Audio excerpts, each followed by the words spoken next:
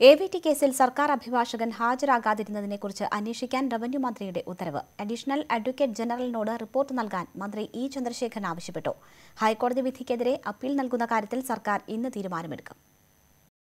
പെരിനാട് എസ്റ്റേറ്റിൽ നിന്ന് 26,000-ഓളം മരം മുറിച്ചു മാറ്റാൻ ഹൈക്കോടതി കഴിഞ്ഞ ദിവസമാണ് AVT കമ്പനിക്ക് അനുമതി നൽകിയത്. കേസ് ഹൈക്കോടതി പരിഗണിച്ചപ്പോൾ സർക്കാർ അഭിഭാഷകൻ കോടതിയിൽ ഹാജരായിരുന്നില്ലെന്ന വാർത്ത ന്യൂസ് 18 പുറത്തു കൊണ്ടുവന്നത്.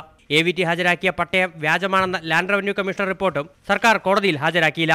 ഈ സാഹചര്യത്തിലാണ് സർക്കാർ അഭിഭാഷകന്റെ ഭാഗത്തുനിന്നുണ്ടായ വീഴ്ചകളെക്കുറിച്ച് അന്വേഷിക്കാൻ റവന്യൂ വകുപ്പ് മന്ത്രി ഇ ചന്ദ്രശേഖരൻ നിർദ്ദേശം നൽകിയത്.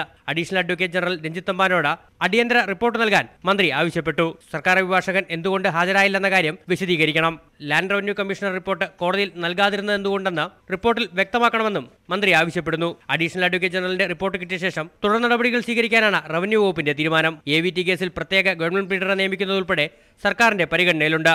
ന്യൂസ് 18 തിരുവനന്തപുരം.